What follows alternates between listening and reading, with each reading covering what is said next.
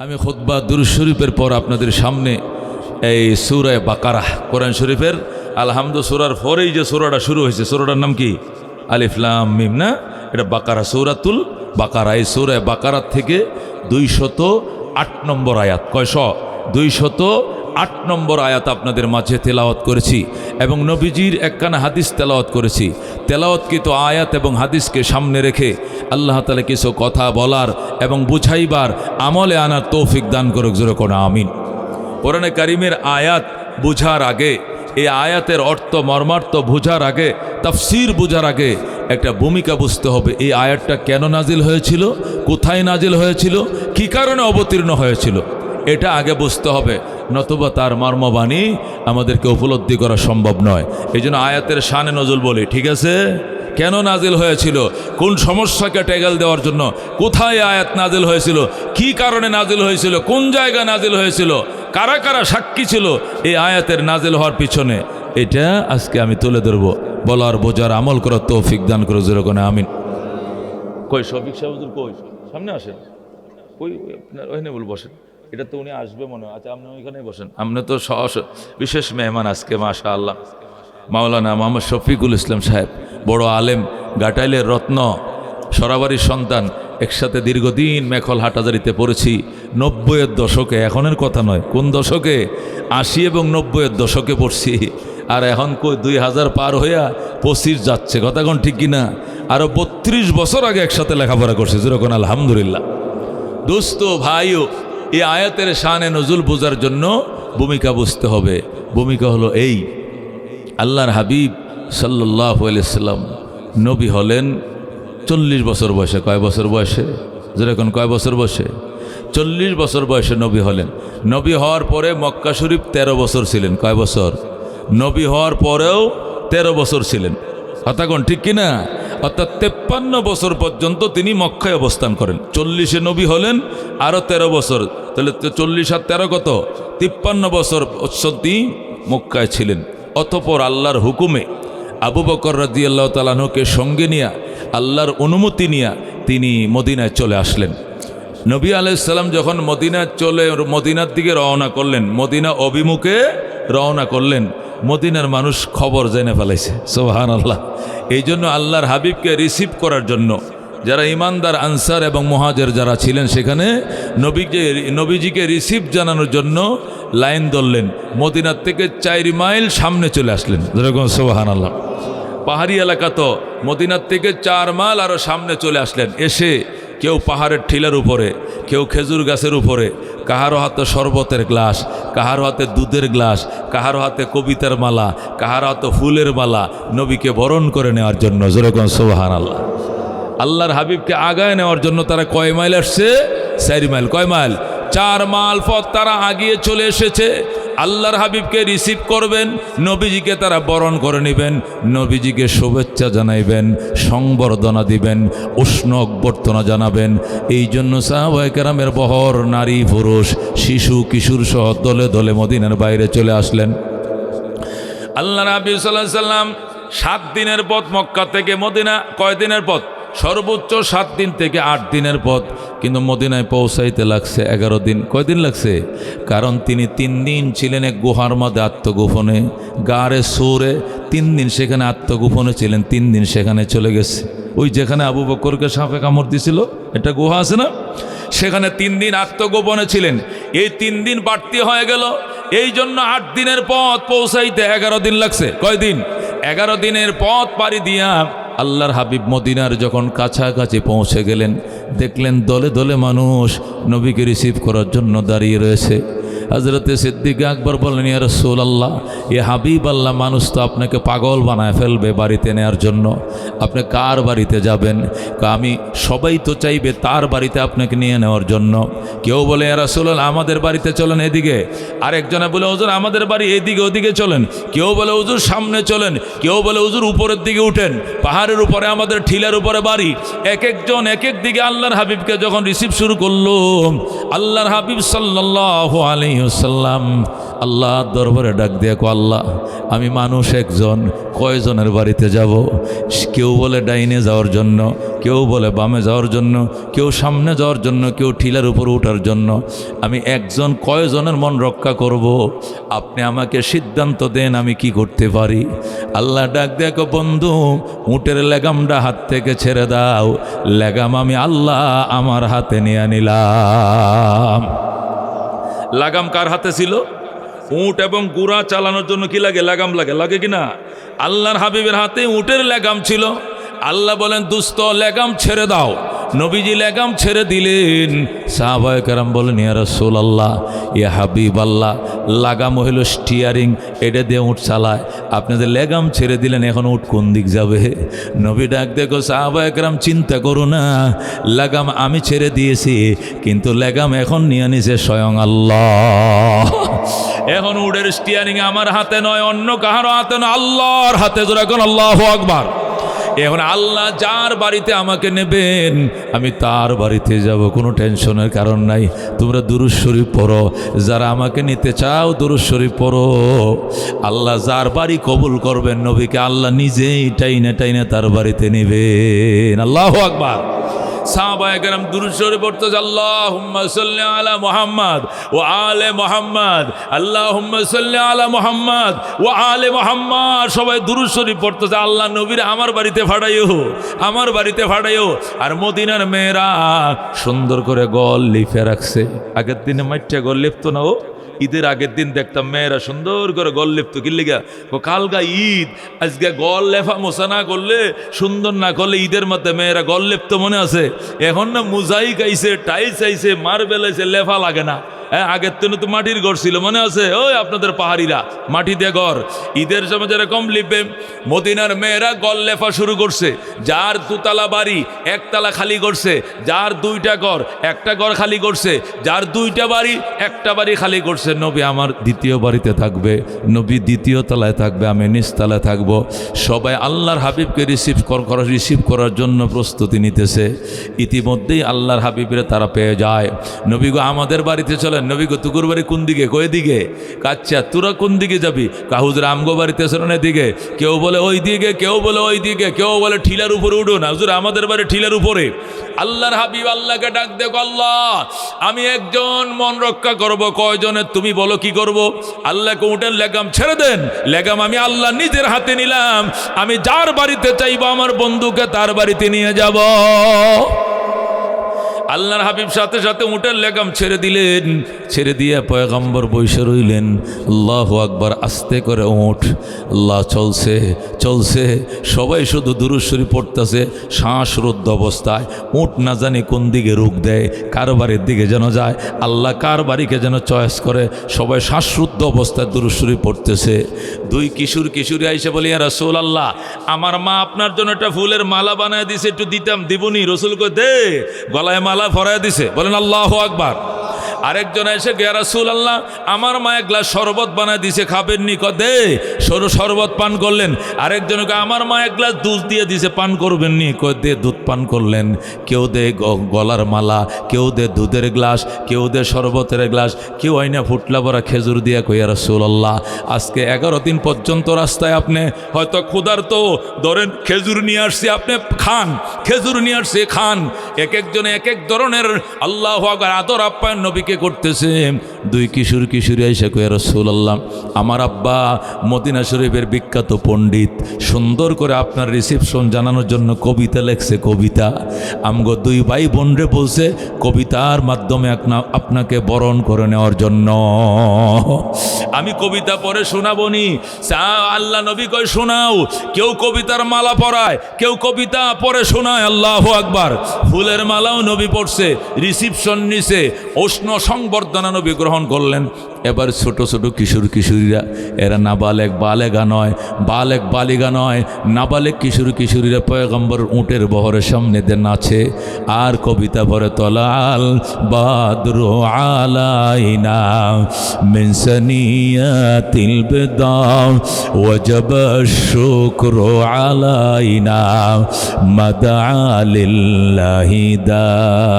সুবহানাল্লাহ। তারা নবীকে তারা বরণ করে নিয়েছে। কবিতার মাধ্যমে তারা কি বলছিল? আমাদের জাতীয় কবি কাজী নজরুল ইসলাম তাদের কবিতাটাকে বাংলা কবিতায় রূপান্তর করেছে। আল্লাহু আকবার।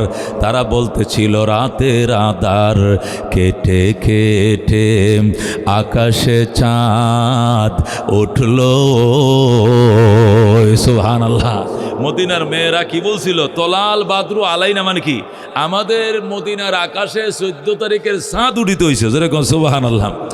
এদের কবিতাটাকে নজরুল ইসলাম আবার বাংলা কবিতা, এদের কবিতাটাকে বাংলা ছন্দে আবার বলছেন, রাতের আধার কেটে কেটে আকাশে চাঁদ উঠলো, সারা জাহানের দিক বিদিকে, সারা জাহানের দিক বিদিকে আলোর ধারা ছুটলো, তলাল বদ্রু আলাইনা মিন সানিয়াতিল বিদা ওয়াজাব শুকরু আলাইনা মাদা লিল্লাহি দা।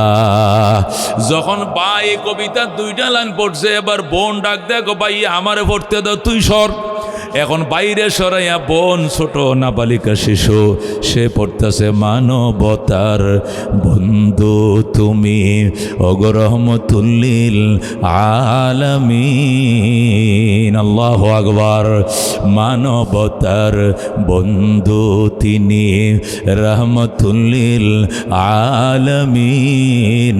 তাই তো শুকর আদায় করি, তাই তো শুকর আদায় করি, কুল মাখলুকাত নিশিদিন তলাল বাদরু আলাইনা মিন সানিয়াতিল বিদা ওয়াজাব শুকরু আলাইনা মাদা লিল্লাহি দা।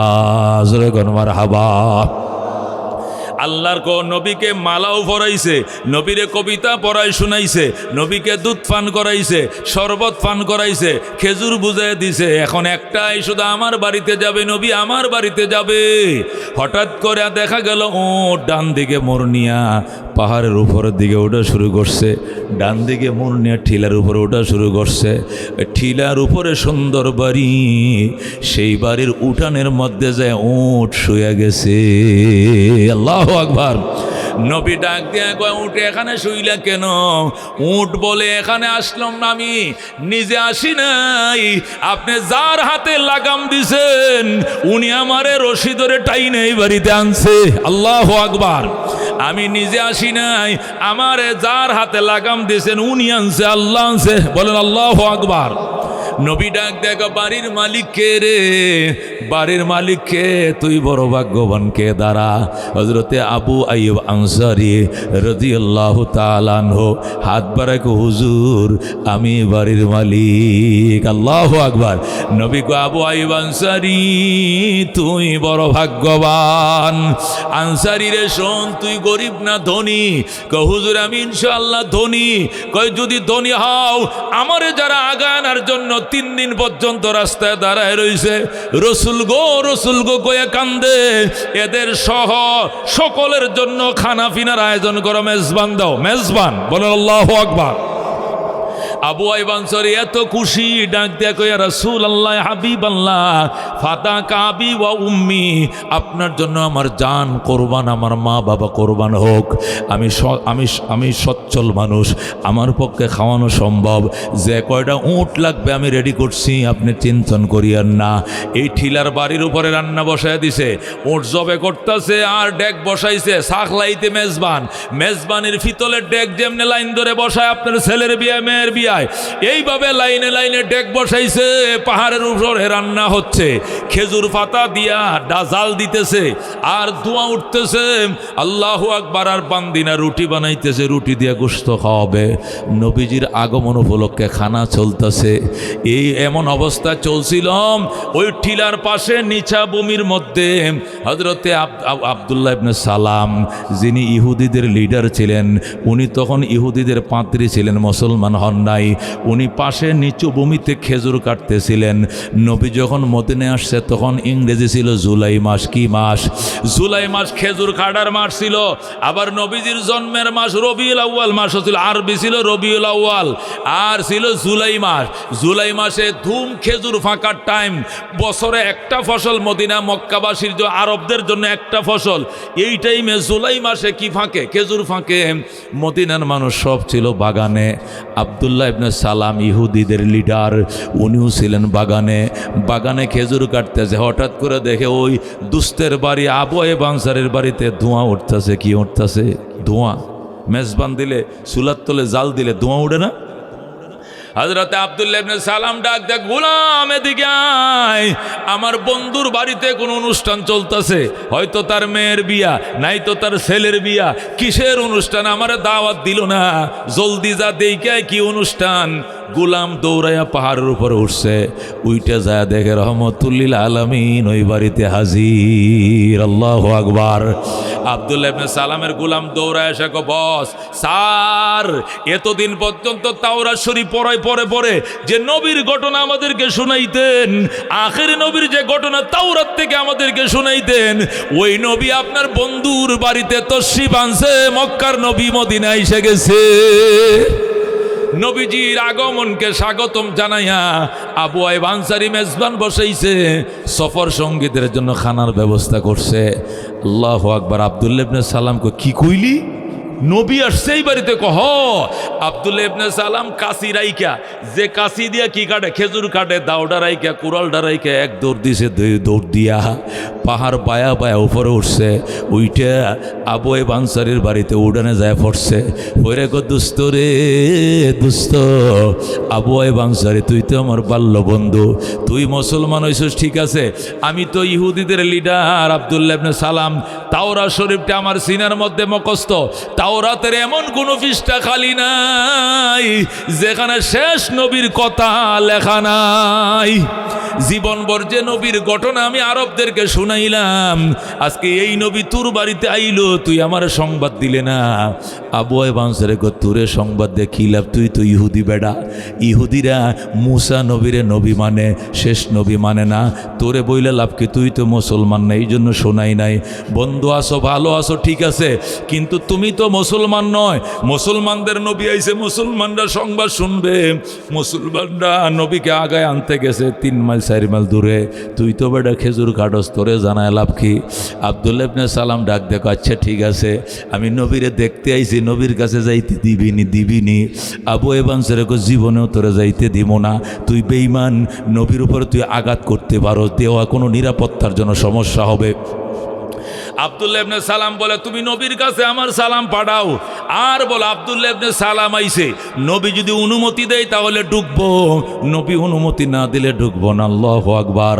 আবু আইয়ুব আনসারী যায় কয়, ইয়া রাসূলুল্লাহ, আমাদের মদিনার একজন শিক্ষিত পণ্ডিত, তাওরাত শরীফ যার মুখস্থ, ইনজিলও পড়তে পারে, জবুরও পড়তে পারে, এরকম মদিনার মধ্যে এরকম শিক্ষিত মানুষ আরেকজন নাই। এই লোকটা আপনার সাথে দেখা করতে আইছে, অনুমতি দিবেননি? নবী কয়, কি নাম? কয়, আব্দুল্লাহ ইবনে সালাম। কয়, আব্দুল্লাহ ইবনে সালামের নাম আমি মক্কায়, আসতে দে, অনুমতি লাগবে না। আল্লাহু আকবার। আব্দুল্লাহরে আসতে দে, অনুমতির দরকার নাই। আব্দুল্লাহ যে শিক্ষিত তাওরাতের হাফেজ, এর আমি মক্কা থেকে শুনছি, এর আইতে দে, সমস্যা নাই। এবার রাস্তা ক্লিয়ার। আব্দুল্লাহ ইবনে সালাম নবীজির কাছে আইছে, তখনও সে ইহুদিদের লিডার, পাদ্রি বলে, পাদ্রি, ইহুদি পাদ্রি পয়গম্বরের কিনারে আইসা এমনভাবে কাত করে ছাউনি দিছে, ছায়াই রইছে ঘন্টার পর ঘন্টা। আল্লাহর হাবিব ডাক দে, আব্দুল্লাহ ফাদ্দল, হে আব্দুল্লাহ ইবনে সালাম, বয় বেটা, বস। আব্দুল্লাহ ডাক দে, কয়, ইয়া রাসূলুল্লাহ, হাবিবাল্লাহ, আমাকে বসতে কয়েন না, আমি প্রাণ ভরে আপনাকে দেখে লই। নবী গো, এই চেহারায় তো নূর বিরাজ করে, আগে জানতাম না। ওগো আল্লাহর হাবিব, আমার দেখতে দেন। আব্দুল্লাহ ইবনে সালাম নবীর মাথার থেকে পাও পর্যন্ত 3 বার ভালো করে দেখছে, দেইকা বলতেছে, আল্লাহ والله والله ليس هذا الوجه وجه كذاب খোদার কসম রে মদিনাবাসী এই চেহারা মিথ্যাবাদীর চেহারা হতে পারে না আল্লাহু আকবার আব্দুল্লাহ ইবনে সালাম কসম খায় বলতেছে কসম রে মদিনার মানুষ এই চেহারা মিথ্যাবাদীর চেহারা হতে পারে না আল্লাহ নবী ডাক দেখো আব্দুল্লাহ তুই কেমনে জানোস এই চেহারা মিথ্যাবাদীর চেহারা হবে না তুমি কেমনে জানো আব্দুল্লাহ ইবনে সালাম বলে ইয়া রাসূলুল্লাহ তাওরাত আমার মুখস্থ ইনজিল কিতাব পড়তে পারি জবুর কিতাবও পড়ছি ওই তিনটা কিতাব দিয়ে আপনার ভবিষ্যৎবাণী লেখা আছে আপনার চুলটি কেমন হবে লেখা আছে নাকটা কেমন হবে লেখা আছে দাঁতটি কেমন হবে লেখা আছে আল্লাহু আকবার ঠোঁট কেমন হবে লেখা আছে হাঁটা কেমন বলা কেমন সব লেখা আছে তিনটা কিতাব দিয়া তিনবার তাকাইছি তিনটা কিতাব দিয়া তিনবার ফোকাস মারছি তিনটা কিতাব আমাকে বইলা দিছে আপনি যে আল্লাহর পয়গম্বর বিন্দু পরিমাণ সন্দেহ নাই আল্লাহু আকবার ওগো আল্লাহর হাবিব সাল্লাল্লাহু আলাইহি সাল্লাম এই জন্য আমি বলছি আল্লাহ লাইসা হাযাল ওয়াজহু ওয়াজহু কাযাব আল্লাহ নবী কয়ে তুই যদি তোর বিশ্বাস হয় বাজান তাহলে তুই কালমা পড়ে মুসলমান হয়ে যা আব্দুল্লাহ ইবনে সালাম হুজুর এটা কোনো ব্যাপার নেই 1 মিনিটের ব্যাপার মুসলমান হয়ে যাব কিন্তু আমি আপনার থেকে আগে জানতে চাই মুসলমান কি আমি একা হব নাকি খেজুর বাগানের লেবার যারা আছে সব ইহুদিদেরকে নিয়ে একসাথে হব জানতে চাই আল্লাহু আকবার আল্লাহর হাবিব কো বাগানে আরো আসেনি মানে হাজার হাজার ইহুদি বাগানে ইয়া রাসূলুল্লাহ আপনি এমন টাইমে মদিনায় তাশরীফ আনছেন যখন আমাদের একটা ফসল কাটার টাইম সব আছে মদিনার খেজুর বাগানে আমি ডাক দিলে সব দৌড়ায় আসবে আমি মুসলমান হলে এরাও সব কালমা পড়ে মুসলমান হয়ে যাবে আল্লাহু আকবার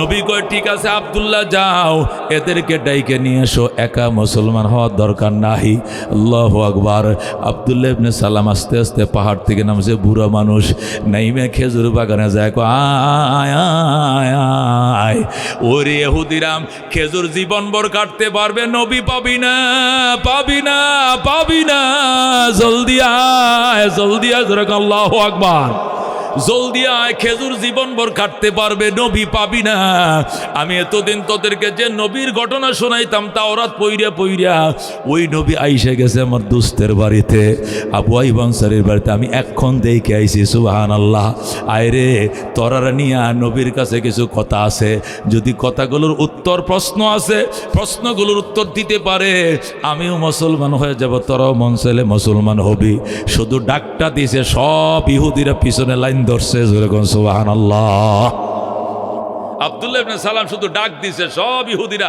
বাগানে কাশি কুড়াল ফালাইয়া থুইয়া সব তো ঠিলের উপর উঠছে আল্লাহর হাবিব সাল্লাল্লাহু আলাইহি সাল্লামের দরবারে গেছে যায় বলে ইয়া রাসূলুল্লাহ হাবিব আল্লাহ আমি আপনাকে 3টা প্রশ্ন করব কটা আপনাকে আমি 3টা প্রশ্ন করব আপনি যদি 3টা প্রশ্নের উত্তর দিতে পারেন তাহলে প্রথম আমি কালমা পড়ে মুসলমান হয়ে যাব আর আমি যখন মুসলমান হব তাহলে লেবার টেবার যা ইহুদিরা আছে সব মুসলমান হয়ে যাবে আপনি আমাকে 3টা প্রশ্নের উত্তর দিবেন নি সুবহানাল্লাহ রাসূল কয় মাত্র 3টা প্রশ্ন আরো বেশি করো আরো বেশি প্রশ্ন করো কয় না হুজুর আমি তাওরাত শরীফ থেকে একটা প্রশ্ন করব ইনজিল শরীফ থেকে একটা প্রশ্ন করব জবুর কিতাব থেকে একটা প্রশ্ন করব 3টা প্রশ্নের উত্তর যদি পাওয়া যায় তাহলে ইয়াকিন হয়ে যাবে আপনি আল্লাহর নবী চেহারাও সাক্ষী দেয় এলেমও সাক্ষী দিবে ঈমানও সাক্ষী দিবে আমি হাত পাড়ায় মুসলমান হয়ে যাব আর আমি মুসলমান হলে এরা আমার কর্মী সমর্থক সবটি মুসলমান হয়ে যাবে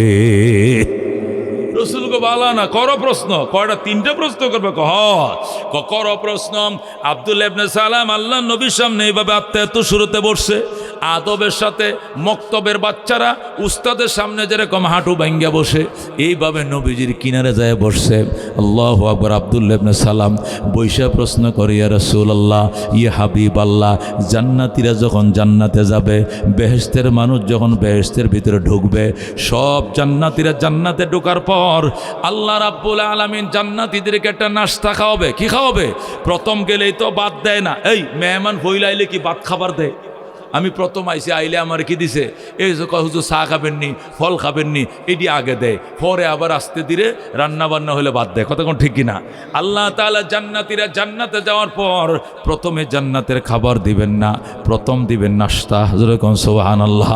আব্দুল্লাহ ইবনে সালাম কইয়া রাসূলুল্লাহ, ইয়া হাবিবাল্লাহ, যখন ঈমানদাররা সব জান্নাতে ঢুকবে, জান্নাতীরা জান্নাতে ঢোকার পর আল্লাহ রাব্বুল আলামিন জান্নাতীদেরকে একটা নাস্তা খাওয়াবেন। ওই নাস্তাটা কোন আইটেম দিয়ে দিবেন? আপনি যদি আল্লাহর নবী হন তাহলে কোন, আল্লাহ সত্যিকার নবী হইলে আপনি বলতে পারবেন, আর সত্যিকার নবী না হইলে বলতে পারবেন না। জোরে কোন সুবহানাল্লাহ। আল্লাহর হাবিব কয়, এই প্রশ্নের উত্তর দিতে পারলে তোমার ইমান বেড়ে যাবে। কয় হ্যাঁ, তিনটা প্রশ্ন তো, 3 ভাগের 1 ভাগের ইমান, এইটার উত্তর শোনার পরে হবে, আরেকটা শোনার পরে 3 ভাগের 2 ভাগ, আরেকটা শোনার পরে কমপ্লিট ইমান নিয়ে আসবো। জোরে কোন আল্লাহু আকবার। আল্লাহর হাবিব ডাক দেন, আব্দুল্লাহ, ও আব্দুল্লাহ ইবনে সালাম, শোনো, জান্নাতীরা জান্নাতে ঢুকার পর আল্লাহ রাব্বুল আলামিন বোয়াল মাছের কলিজা দিয়া, কি দিয়া? বোয়াল মাছের কলিজা দিয়া কাবাব বানাবে। কাবাব দেখছিনি, মুরগি ফুরে কাবাব বানায়, শিক কাবাব গরু গোশত দিয়ে বানায়, ফার্মের মুরগি দিয়ে বানায়, গাটাল বাজারে খাইছুনির বুড়া। আল্লাহু আকবার। আব্দুল্লাহ ইবনে সালাম প্রশ্ন করে, নবী কয়, শোনো, বোয়াল মাছের কলিজা দিয়া কাবাব বানাবে, আর ওই কাবাব দিয়া সকল জান্নাতীদেরকে নাস্তা পরিবেশন করবে আমার আল্লাহ। জোরে কোন সুবহানাল্লাহ। যেই মাত্র আল্লাহর হাবিব টাস করে উত্তরটা দিয়ে দিল, আব্দুল্লাহ ইবনে সালাম কয়, সাদাকতা ইয়া রাসূলুল্লাহ, ওগো আল্লাহর নবী, আপনি সত্যই বলেছেন। হাকাযা ওয়াজাদতু ফিত তাওরাত, আমি তাওরাত কিতাবে এমনে পাইছি। আমনে কই পাইলেন, কেমনে কইলেন? জোরে কোন সুবহানাল্লাহ। এটা সত্য, আল্লাহ মাছের কলিজা দিয়া কাবাব বানাইয়া ওই কাবাব দিয়া জান্নাতীদেরকে নাস্তা খাওয়াবে। আল্লাহ এই নাস্তা সবাইরে তৌফিক দান করুন। হাত বাড়ান। খাইতে মন চায়? আল্লাহ ওই নাস্তা, মাছের কলিজার নাস্তা, সর্বপ্রথম বেহেশতের নাস্তা খাওয়া তৌফিক দাও। জোরে কোন আমিন। আব্দুল্লাহ কয়, সাদাকতা ইয়া রাসূলুল্লাহ, ওগো আল্লাহর হাবিব, আপনি সত্যি বলেছেন। এবার 2 নম্বর প্রশ্ন।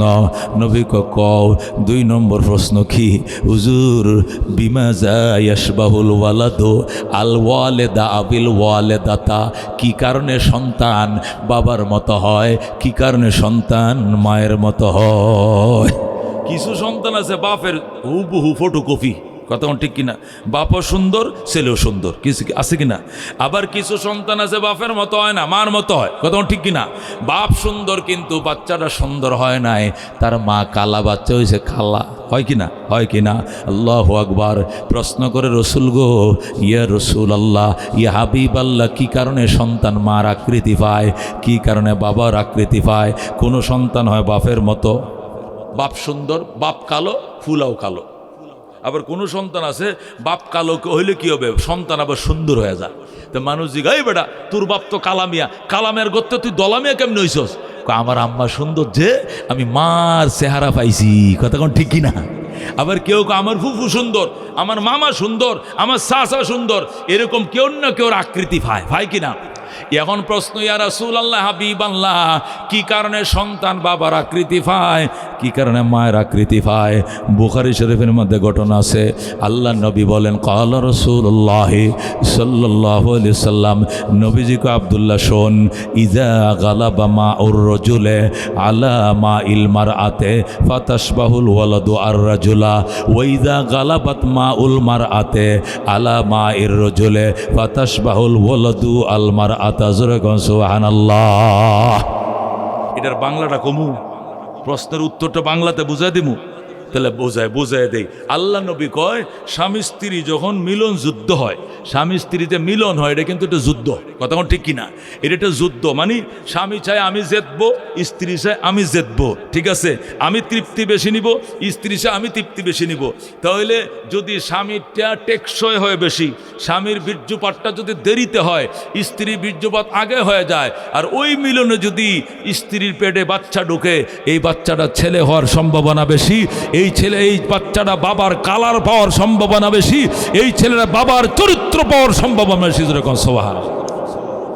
ওয়াইদা গালাবাত মাউল মারআতে, আর যদি মেয়ের পানি প্রাধান্য লাভ করে, মাউন মানে ফানি, ইদা গালাবাত মাউল মারাতে, স্ত্রীর পানি যদি প্রাধান্য লাভ করে মানে স্ত্রীরটা যদি টেকসই বেশি হয়, স্বামীরটা আগে আউট হয়ে গেছে, স্ত্রীরটা এখনো আছে টেকসই। শরমের কথা নয়, হাদিস শরীফ, এই জন্য বলতেছি বাজান, লজ্জা করে লাভ নাই, নাহলে বুঝবেন না। ওইদা গালাবাত মাউল মারাতে, আর যখন বিজয় লাভ করে, গালাবাত শব্দতে বিজয় লাভ করে, মাউল মারাতে, মাউন মানে ফানি, মারাতুন মানে মহিলা, মহিলার পানে যদি বিজয় লাভ করে মানে মহিলার কি বিজ্জুডা টেকসই, এটা কি হয় নাই, এটা এখনো বের হয় নাই, টেকসই আল্লাহু আকবার। আর স্বামীরটা আগেই আউট হয়ে গেছে, স্ত্রীটা আউট হয় নাই, এই মিলনে যদি আল্লাহ সন্তান দেয়, এই সন্তানটার চেহারার উপরে মার আবরণ পড়বে, মার কালার পড়বে, মার ছাপ পড়বে, বাচ্চাটা শতভাগ মায়ের কালার পাবে। সুবহানাল্লাহ। এটা অধিকাংশ সময় মাঝে মাঝে ব্যতিক্রম হতে পারে। এটা যখন নবী জবাব দিলেন, আব্দুল্লাহ কয় সাদাকতা ইয়া রাসূলুল্লাহ, ওগো আল্লাহর নবী, এইটাও আপনি সত্য বলেছেন। হাকাযা ওয়াজাদতু ফিল ইনজিলে, আমি আসমানি কিতাব ইনজিল শরীফে এমনটাই পাইছি। সুবহানাল্লাহ। এবার আব্দুল্লাহ ইবনে সালাম কয়, ইয়া রাসূলুল্লাহ, 3 নম্বর প্রশ্নের উত্তর দেন। নবী কয় প্রশ্ন করো। আল্লাহর নবী সাল্লাল্লাহু আলাইহি সাল্লাম বলেন প্রশ্ন করো। আব্দুল্লাহ ইবনে সালাম রাদিয়াল্লাহু তাআলা আনহু বলেন, ওয়ামাযা আলামাতুসা, ওয়ামাযা আলামাতুসা, ওগো আল্লাহর হাবিব, কিয়ামতের বড় বড় আলামতগুলো বলেন। কিয়ামতের বড় বড় আলামতগুলো কি? যে আলামতগুলো দেখা দিলে কিয়ামত সন্নিকট আইসা যাবে, যে কোনো মুহূর্তে পৃথিবী ভেঙ্গে যাবে, আল্লাহ হাসরের ময়দান কায়েম করে ফেলবেন। বড় বড় আলামতগুলো বলেন। আল্লাহ নবী টাস টাস করে বলা শুরু করছেন, ইজ্জাতু খিজাল ফাইয়ু দেওয়ালান, ওয়াল আমানাতু মাগনামান, ওয়াজ যাকাতু মাগরামান, ওয়া তুল্লিমা লিগাইরিদ দিন, ওয়া আতার রাজুল ইমরাতাহু, ওয়া আক্কা উম্মাহু, ওয়া আদনা সাদিকাহু, ওয়া আকসা আবাহু, ওয়া যাহারাতিল কাইনাত, ওয়া যাহারাতিল আসওয়াতুল ফিল মাসাজিদ, ওয়া উকরিমার রাজুলু মাখাফাতা শাররিহি, ওয়া কানা যাঈমাল কওমে আরজুলুহুম। আল্লাহু আকবার বলেন। আল্লাহ নবী ফডার ফট কিয়ামতের বড় বড় আলামতগুলো বলা শুরু করলেন। আব্দুল্লাহ ইবনে সালামকে হুজুর থামেন, বুঝছি এটাও সত্য বলছেন। সাদাকতা ইয়া রাসূলুল্লাহ, ওগো আল্লাহর হাবিব, এই প্রশ্নের উত্তর সঠিক দিয়েছেন। আল্লাহ নবী কয়, তাহলে ওইখানে আরো প্রশ্ন আছে রে? কয় না হুজুর, আল্লাহ তো না, 3 প্রশ্নের উত্তর পাইয়াম। নবীজি টাস ফডার ফট উত্তর দিয়ে দিলেন। আব্দুল্লাহর সাথে সাথে নবীর পায়ে পড়ে আশহাদু আল্লাহ ইলাহা ইল্লাল্লাহু ওয়া আশহাদু আন্না মুহাম্মাদান আবদুহু ওয়া রাসূলুহু। আব্দুল্লাহ ইবনে সালাম কালমা পড়ে মুসলমান হয়ে যায়। যারা কোন সুবহানাল্লাহ। 3 প্রশ্নের উত্তর পাওয়া গেছে। আব্দুল্লাহর সামনে ওরাও বসে রয়েছে, ইহুদিরাও লাইন ধরে বসা, 450 ইহুদি। কয়শো? প্রায় 450 ইহুদি বসা। খেজুর বাগান থেকে তারা আইছে, প্রশ্নটা করতেছে বড় বড় করে, আর নবীও টাস করে উত্তর দিতেছে। আব্দুল্লাহ ইবনে সালাম যেই মাত্র মুসলমান হয়ে গেছে, সাথে সব ইহুদিরা কালমা পড়ে মুসলমান হয়ে যায়। সুবহানাল্লাহ, আল্লাহু আকবার। সবাই মুসলমান হয়ে গেছে। এবার আব্দুল্লাহ ইবনে সালাম বলে, ইয়া রাসূলুল্লাহ, হাবিবাল্লাহ, এখন আমাদের কাম কি? তোমাদের কাজ হলো এখন তোমরা নামাজ পড়বা। কি করবা? 5 ওয়াক্ত নামাজ পড়বা। যারা সাহাবীরা আমার আছে এদের থেকে শিখালেও কেমনে নামাজটা আদায় করবা। ঠিক আছে, আপাতত নামাজ পড়া শুরু করো। এরপরে হজ, যাকাত, রোজা এগুলো এখনও ফরজ হয় নাই, এগুলো আরও আস্তে আস্তে মদিনায় পরবর্তীতে ফরজ হয়েছে। শুধু নামাজটা এর আগে মক্কা থাকতে মেরাজের দ্বারা ফরজ হয়েছে। আল্লাহ রাবিব বলেন, তোমরা নামাজ পড়ো। হুজুর কেমনে পড়বো? মুসলমান পণ্ডিতদের থেকে যাই না লাও। এরা পণ্ডিতদের থেকে জানছে, যাই না। কয় রাসূলুল্লাহ, ইয়া হাবিবাল্লাহ, আমাদেরকে একটু যাইতে দেন। কই কোথায়? কই খেজুর খাডি। হুজুর, এটা বছরে একটা ফসল আমাদের, এটাই সারা বছরের খোরাকে উঠাইতে হবে, এই দিয়ে দোকান বাকি দিতে হবে, এই দিয়ে মানুষের হাল কাতার পয়সা পরিশোধ করতে হবে, মানুষ থেকে দাঁড় খরচ খাইছি রে সুজাইতে হবে, বিক্রি করে দোকান বাকি সুজাইতে হবে। আমাদের দেশে দান হয়, ওনাদের দেশে খেজুর হয়। কথা কোন ঠিক কিনা? ওগো আল্লাহর হাবিব, আমাদেরকে একটু ছুটি দেন, আমরা খেজুর কাটি, কাইটা গোলাবরি খোরাকি উঠাই, দোকান বাকি দেই। নবী কয়, যাও জলদি যাও, খেজুর খাইটা গোলা বইরা এরপরে আমার সঙ্গে এসে কথা বলবা। আরও কথা আছে। আব্দুল্লাহ ইবনে সালাম সাথীদেরকে নিয়ে বাগানে গেছে। কোথায় গেছে? আবার বাগানে গেছে, যায় খেজুর কাটছে, খেজুর কাইটা খোরাকি উঠাইছে, গুলা বসছে, যারা বিক্রি করার করছে, দোকান বাকি দিছে, যা যা ছিল সব শেষ করে আবার একসাথে নবীর কাছে আইছে। আল্লাহু আকবার বলে আল্লাহর হাবিব ডাক দেখো, আব্দুল্লাহ ইসলাম কেমন লাগে? আলহামদুলিল্লাহ হুজুর, ইসলামের থেকে আর সুন্দর কোনো ধর্ম কি আছে? 60টা বছর কাটাইলাম ইহুদি ধর্মে, 60টা বছর কাটালাম ইহুদি ধর্মে, কোনো মজা নাই, কোনো মজা নাই। ইসলাম মজার ধর্ম, যেরকম আল্লাহু আকবার। আল্লাহর হাবিব ডাক দেখো, আব্দুল্লাহ এখন আমি তোমার থেকে জানতে চাই ইসলামের ধর্মের বিধান আর ইহুদি ধর্মের বিধানের মধ্যে কোনো সংঘর্ষ আসেনি, সাংঘর্ষিক কিছু আসেনি, একটার সাথে একটা উল্টা এরকম কোনো আসেনি? থাকলে আমারে বলো, আমি সমাধান দিয়ে দেই। আব্দুল্লাহ ইবনে সালাম কয়, রাসূলুল্লাহ ইয়া হাবিব আল্লাহ, তেমন সাংঘর্ষিক নাই, দুইটা বিষয় সাংঘর্ষিক। কয়টা? দুইটা বিষয় সাংঘর্ষিক, আর বাকিগুলো একই মতো, সব একই। নামাজ, রোজা, হজ, যাকাত, অন্যান্য বিধিবিধান সব ঠিক আছে, কিন্তু দুইটা বিষয় সাংঘর্ষিক। নবী কয়, দুইটা বিষয় কি? আব্দুল্লাহ ইবনে সালাম কয়, রাসূলুল্লাহ এক নম্বর বিষয় হলো আমরা ইহুদি ছিলাম, ইহুদি ধর্মের সাপ্তাহিক ছুটি ছিল শনিবার। কি বার? শনিবার। ইহুদি ধর্মের সাপ্তাহিক ছুটি হলো শনিবার, কিন্তু মুসলমান হয়ে দেখি মুসলমানদের সাপ্তাহিক ঈদের দিন শুক্রবার। কতক্ষণ ঠিক কিনা? এখন শনিবারের সাথে শুক্রবার টকরাও হয়ে গেছে, সাংঘর্ষিক হয়ে গেছে। আমরা ইহুদি যখন ছিলাম আমরা শনিবারে নফল রোজা রাখতাম, শনিবারে স্কুল কলেজ ছুটি থাকতো, গার্মেন্টস ফ্যাক্টরি ছুটি থাকতো, সমস্ত সরকারি বেসরকারি ছুটি। শনিবারে থাকতাম বাসায়, ইবাদত করতাম, গির্জায় যাইতাম, নফল রোজা করতাম, ইবাদত করতাম। কিন্তু মুসলমান হয়ে দেখি জুমার দিনের কথাই বলছে আল্লাহ, শুক্রবারে যখন আজান দিবে সব ব্যবসা বাণিজ্য বন্ধ, সবাই মসজিদে ছুটে যাও। এখন মুসলমান হয়ে দেখি ইবাদতের দিন শুক্রবার, আর ইহুদি ধর্মে ছিলাম দেখছি শনিবার। এটা তো সাংঘর্ষিক হয়ে গেল, এটার সমাধান কেমনে করা যায়? কথাটা বুঝছেন প্রশ্নটা? এটা সাংঘর্ষিক। আল্লাহ নবী বললেন, এখন তুমি কি সমাধান মনে করো? তুমি তো ইহুদি ধর্মের একটা বড় পণ্ডিত, তোমার মতো এরকম পণ্ডিত মানুষের সাথে তো সংঘর্ষটা থাকার কথা, তুমি সমাধান করে দাও। তুমি তাওরাতের হাফেজ, তুমি ইঞ্জিল পড়ছো, তুমি জবুর পড়ছো, তুমি সামনে কোরআন শরীফে পড়বা, তোমার মতো পণ্ডিতের কাছে সাংঘর্ষিক থাকার কথা না, সমাধান দাও। আব্দুল্লাহ ইবনে সালাম কয়, হুজুর আমার কাছে মনে হয় সমাধানটা এইভাবে হবে যে আগে তো আমরা শনিবারে নফল রোজা রাখতাম, বিশেষ ইবাদত বন্দি করতাম, আর এখন শুক্রবারে করা লাগবে। তাহলে আগে রোজা রাখতাম একটা, এখন রাখবো দুইটা। কয়টা? একটা শুক্রবারে আর একটা কি বারে? শনিবারে। দুইটাই রাখবো রোজা।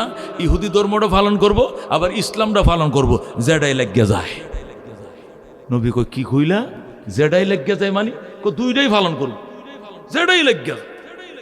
আল্লাহ নবী কই, খবরদার, ইসলামে কমপ্লিট ঢুকে যাও, ইহুদি ধর্ম ছেড়ে দাও, ইসলামে ঢুকে যাও, কমপ্লিট মুসলমান হয়ে যাও। যেরকম সুবহানাল্লাহ। বান্দরামি চলবে না, ইসলামও পালন করবা, আবার হিন্দুর মন্দিরও যাইবা, হেন উলুদুনি দিবা, তিলকও লাগাইবা, হরে রাম হরে কৃষ্ণ কইবা, আর মসজিদে এসে টুপি মাথার দিয়ে নামাজ পড়বা। এই ভণ্ডামি আল্লাহর দরবারে গ্রহণযোগ্য নয়। কথা ঠিক কিনা? হিন্দু হলে হিন্দু হয়ে যাও, মুসলমান হয়ে যাও, একসাথে দুই ধর্মের কালচার চলবে না। কথা ঠিক কিনা? আল্লাহ নবী এটাই বললেন। কি বললেন? আব্দুল্লাহ শোনো, তুমি যদি ধর্মের পবিত্র দিন হিসেবে রোজা রাখতে চাও, শুধু শুক্রবার রাখতে হবে, শনিবার সম্মানিত দিন হিসাবে রাখা যাবে না। এমনি রমজানের রোজা তো শুক্র শনি রবি প্রতিদিনে রাখা লাগবে 30 দিন, ওইটা এভারেজ হিসাবে ভিন্ন জিনিস। কিন্তু দিনের সম্মানে যদি নফল রোজা রাখো, তাহলে শুধু শুক্রবার রাখতে হবে। শুক্রবার ধরো, শনিবার ছাড়ো, কমপ্লিট মুসলমান হয়ে যাও। যেরকম সুবহানাল্লাহ। আব্দুল্লাহ ইবনে সালাম কয়, আমান্না সাল্লামনা, ওগো নবীজি বিশ্বাস করিলাম, সালিন্ডার করিলাম, মেনে নিলাম। যেরকম আল্লাহু আকবার। আব্দুল্লাহ ইবনে সালাম মেনে নিছে।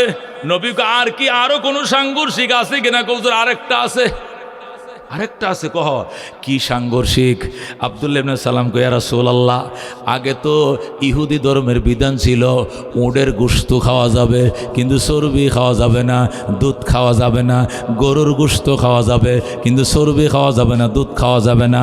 কিন্তু মুসলমান হয়ে দেখি দুধও খাওয়া যায়, চর্বিও খাওয়া যায়, গোশত খাওয়া যায়। গোশত 700 টাকা কেজি, চর্বিও 700 টাকা কেজি। ঠিক কিনা? এই বাজারে গরু গোস্ত কত করে কিনেন? 700। খালি গোস্ত দেন, চর্বি দেয় সাথে। 1 কেজির মধ্যে 1 পা তো চর্বি দে, আর 1 পাতে আড্ডি, আর আধা কেজি গুস্ত, টেয়া 700, কতক্ষণ ঠিক কিনা? তো এখন যদি কোনোদিন বলছেন নি, ওই এই ভাই আমি চর্বি খাই না, চর্বি কয় ইসলামে নিষেধ, কইছেন কোনোদিন? ইসলামে নিষেধ, ইসলামে নিষেধ। কিন্তু ইহুদি ধর্মে নিষেধ ছিল, কি ছিল?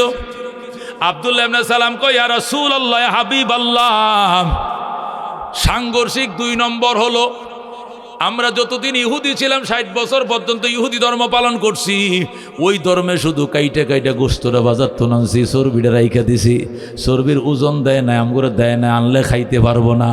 শুধু গোস্ত খাওয়া জায়েজ ছিল, চর্বি খাওয়া নিষেধ, দোয়া আর দুধ খাওয়া নিষেধ। কিন্তু মুসলমান হয়ে দেখি দুধ হলো 1 নম্বর পিওর খাবার, ঠিক কিনা? দুধের তে দামি কোনো প্রোটিন নাই। অসুস্থ হলে ডাক্তার কয় 1 গ্লাস করে দেশি গায়ের দুধ খাইবা, ভালো হয়ে যাইবা, ঠিক কিনা? শরীরের প্রোটিন শক্তি বাড়বে। দুধের মতো দুধকে শরাবান তহুরা বলা হয়েছে, পবিত্র শরাব, ঠিক কিনা? শরাবে তহুর, পবিত্র শরাব দুধ, আল্লাহু আকবার। অথচ ইহুদি ধর্মের মধ্যে তো দুধ নিষেধ ছিল, চর্বি নিষেধ ছিল। এখন মুসলমান হয়ে দেখে চর্বিও খাওয়া যায়, দুধ খাওয়া যায়। এখন আমি কই যামু? কেটাই কয়? আব্দুল্লাহ সালাম, হুজুর এখন কই যামু? কই যাবি তুই? কই যাবি? হুজুর আমি মনে মনে নিয়ত করছি, জীবনে যেহেতু 60 বছর খাই নাই, আর কতদিন বাঁচবো? বেশি দিন তো বাঁচবো না। দুধ খাইতাম না, চর্বি খাইতাম না। এই বিধানটা শুধু তাওরাত অনুযায়ী আমল করব, কারণ এইটাও তো আসমানি কিতাব, কোরআনও আসমানি কিতাব। সব বিধান মানব কোরআন অনুযায়ী, আর একটা বিধান মানব তাওরাত অনুযায়ী। নবীকে হবে না, হবে না। আল্লাহু আকবার। আল্লাহ নবী কয়, হে আব্দুল্লাহ, তোর মতো পণ্ডিত নেই, কথাটা কইলি। খবরদার, শুক্রবার ধর, শনিবার সার, দুধও খাইবা, চর্বিও খাইবা, গুস্তও খাইবা। ইহুদি কালচার ছেড়ে দাও, ইসলামে ঢুকে যাও, কমপ্লিট মুসলমান হয়ে যাও। আল্লাহু আকবার। আল্লাহ নবী যখন এই 2টা সাংঘর্ষিক জবাব, 2টা সংঘর্ষের জবাব যখন নবী এইভাবে দিলেন, তখন আব্দুল্লাহ ইবনে সালাম, ইহুদিরাও পাশে বসা ছিল, হুজুর এই যে উত্তরটি দিছেন, এটা কি আমনের তিন কইছেন নাকি আল্লাহর তে কইছেন? দেখছেন নি কারবার? পণ্ডিত মানুষ না, পণ্ডিত তো ইহুদি ধর্মের ফাদরি ছিল। পণ্ডিতরা তো একটু কথা বেশি কয়। কইতেছে, হুজুর আপনি যে উত্তরটা দিলেন যে শুক্রবার ধরো, শনিবার ছাড়ো, দুধও খাইতে হবে, চর্বিও খাইতে হবে, গোশত খাইতে হবে, অন্য ধর্মের কালচার রাখা যাবে না, কমপ্লিট মুসলমান হয়ে যাইতে হবে, শুধু ইসলামের কালচারে ঢুকতে হবে, এটা কি আপনার পক্ষ থেকে বললেন নাকি এটা আল্লাহর শিখানো? নবী কয়, কি করলি, কি বললি? ওয়ামা ইয়ানতিকু আনিল হাওয়া ইন হুয়া ইল্লা ওয়াহয়ু ইউহা। আমি নবী আমার পক্ষ থেকে একটা কথা বলি না, যা বলি আল্লাহর শিখানো কথাই বলি। জোরে কোন সুবহানাল্লাহ। আল্লাহর হাবিব ডাক দে, আব্দুল্লাহ বয়, উঠতে পারবেন? বস বেটা। বইছে, এই ইহুদি তোরা সবাই বয়। কৌজুর ইহুদি কইলেন কি? আমরা তো নতুন মুসলমান। কয় বয়, নতুন মুসলিমরা বয়। সবাই বসছে। জিবরাইল আলাইহিস সালাম রে নবী কল করে, জিবরাইল, এই যে 2টা ফতোয়া আমি দিছি, এই ফতোয়ার পক্ষে আল্লাহর পক্ষ থেকে আয়াত নিয়ে নাজিল হয়ে যাওয়া, ইসা যাও। আমি এটিকে আমি বলছি নাকি এই ফতোয়া আল্লাহ দিছে, এই স্বীকারোক্তি নিয়ে এখনই আমার কাছে চলে আসো। জোরে কোন আল্লাহু আকবার। আল্লাহর হাবিব ওই নতুন সাহাবীদেরকে বসায় রাখলেন, আব্দুল্লাহ ইবনে সালামকে বসায় রাখলেন, আর বলেন, আল্লাহ জিবরাইলকে পাঠাও, ফতোয়াকে আমি দিছি না আপনি দিছেন বইলা দেন। সাথে সাথে এই সূরা বাকারা 208 নম্বর আয়াত নিয়ে জিবরাইল হাজির হয়ে যায়। ওই যে বলছিলাম 208 নম্বর আয়াত, এই সূরা বাকারা 208 নম্বর আয়াত নিয়ে জিবরাইল হাজির হয়ে যায়। জিবরাইল এসে কয়, আসসালামু আলাইকুম ইয়া রাসূলুল্লাহ। ওগো আল্লাহর হাবিব, সালাম গ্রহণ করেন। আনা জিবরিল, আমি জিবরাইল। রাসূল বলে, খবর কি? খবর ভালো। ফতোয়ার খবর কি? যেভাবে ফতোয়া আপনি দিয়েছেন আল্লাহ এইভাবেই সমর্থন জানাইছে। সুবহানাল্লাহ। জিবরাইল রে, আল্লাহ যে সমর্থন জানাইছে এটা আয়াত আকারে লই আয়। জিবরাইল কো আইছি, এটা হবে সূরা বাকারা 208 নম্বর আয়াত। বলেন আল্লাহু আকবার। জিবরাইল তেলাওয়াত করে শোনাও। সাথে সাথে জিবরাইল তেলাওয়াত করে শোনায়, আউযু বিল্লাহি মিনাশ শাইতানির রাজিম, বিসমিল্লাহির রহমানির রহিম, ইয়া আইয়ুহাল্লাযীনা আমানু দুখুলু ফিস সিলমি কাফা ওয়া লা তাত্তাবিউ খুতুওয়াতিশ শাইতান ইন্নাহু লাকুম আদুউম মুবিন। জোরে কোন সুবহানাল্লাহ। আল্লাহ আয়াত নাযিল করে কইয়া আইয়ুহাল্লাযীনা আমানু, ওরে মুসলিমেরা, ও আব্দুল্লাহ ইবনে সালাম এবং আব্দুল্লাহ সালামের বন্ধুরা, খেজুর বাগান থেকে যারা আইছো, মুসলমান হইছ, তোমাদেরকে বলছি উদখুলু ফিস সিলমি কাফা, ইসলামে কমপ্লিট ঢুকো। এখন আর শনিবারের গল্প চলবে না, শুধু শুক্রবার। এখন আর শুধু গোশত খাইলে চলবে না, চর্বিও খাইতে হবে, দুধও পান করতে হবে। এখন আল্লাহু আকবার। আল্লাহ কৌদুখুলু ফিস সিলমি কাফা, ইসলামের ভিতরে, সিলমুন মানে ইসলাম, ইসলামের ভিতরে ঢুকো, দাখিল হয়ে যাও। কাফা মানে কমপ্লিট দাখিল হয়ে যাও, ইসলামের ভিতরে পরিপূর্ণ দাখিল হয়ে যাও, মানে ঢুকে পড়ো। ওয়ালা তাত্তাবিউ খুতুওয়াতিশ শাইতান, শয়তানের পদাঙ্ক অনুসরণ করো না। শয়তান বুঝাইবে এটাও আসমানি কিতাব, এটাও তো আসমানি কিতাব, কিছু মানবো কোরআন থেকে, কিছু মানবো তাওরাত থেকে, কিছু মানবো ইসলাম ধর্ম, কিছু মানব হিন্দু ধর্ম। এইভাবে শয়তান বুঝাইবে। ওয়ালা তাত্তাবিউ খুতুওয়াতিশ শাইতান, শয়তানের পদাঙ্ক অনুসরণ করো না। ইন্নাহু লাকুম আদুউম মুবিন, শয়তান তোমাদের জন্য প্রকাশ্য শত্রু। কতক্ষণ ঠিক কিনা? শয়তান তোমাদের গোপন শত্রু নয়, ওপেন ওপেন। কতক্ষণ? শয়তানকে আমাদের গোপন শত্রু না, ওপেন শত্রু। ওপেন শত্রু। আল্লাহ বলেন ইন্নাশ শাইতানা লাকুম আদুউন, শয়তান তোমাদের দুশমন, তোমাদের শত্রু। ফাত্তাখিযুহু আদুওয়া, সুতরাং শত্রুকে সারা জীবন শত্রুই ভাববা। শত্রুকে কোনো দিন মিত্র ভাবলে বড় ভুল করবা জীবনে। কথা কোন ঠিক কিনা? এই জন্য দোস্ত, আল্লাহ রাব্বুল আলামিন এই আয়াত নাজিল করে বুঝাইতেছেন, ও ইমানদারেরা, আমার বন্ধুর উম্মতেরা, বিশ্ব নবীর উম্মতেরা, শুনো, ইসলামের ভিতরে কমপ্লিট ঢুকে যাও, পরিপূর্ণ ঢুকে যাও। যেদিন তোমার ঘরে বাচ্চা জন্ম নিবে সেদিন থেকে ইসলাম শুরু হবে, যেদিন কবরে পাঠাইবা ওই দিন ইসলাম শেষ হবে। এর আগে ইসলাম চলছে, চলবে। কতক্ষণ ঠিক কিনা? যেদিন এক মুসলমানের ঘরটা মুসলমান বাচ্চা জন্ম নিবে ওই দিন থেকে ইসলাম শুরু হবে। কেমনে শুরু হবে? ডাইন কানে আজান, বাম কানে একামত। কতক্ষণ ঠিক কিনা? বাচ্চা জন্ম নিছে, ডান কানে আজান দিবা, বাম কানে একামত দিবা। আল্লাহু আকবার, আল্লাহু আকবার, আল্লাহ মহান, আল্লাহ মহান, এই কথাটি আগেই ডাইন কানে শুনে দিবা, আবার বাম কানে একামতে আবার আস্তে আস্তে শুনে দিবা। ডান কানে আজান, বাম কানে যদি একামত হয়, এই সন্তান ডক্টর হলে ব্যারিস্টার হবে, বিদেশ গেলে ডক্টর হবে। এই যে শাহিন ভাই, এরা বড় বড় শিক্ষিত, এরা এক একটা কালচারের প্রধান, তারপরে এরা মাহফিল দেয়, নাস্তিক হয় নাই। কারণ এরা জন্মের পরে মা বাবা এদের কানে আজান দিছে, আরেক কানে একামত দিছে। কতক্ষণ ঠিক কিনা? এই জন্য আল্লাহকে উদখুলু ফিস সিলমি কাফা, ইসলামে কমপ্লিট ঢুকে যাও। বাচ্চাটা জন্মের সাথে সাথে ইসলাম শুরু হয়ে যাবে। ডান কানে দিতে হবে আজান, বাম কানে দিতে হবে একামত। আমাদের দেশে শুধু ছেলে হইলে আজান দেয়, মেয়ে হইলে দেয় না। কথা কোন ঠিক কিনা? ছেলে মেয়ে সবাইরে দিতে হবে দোস্ত। ইমান সবারই দরকার।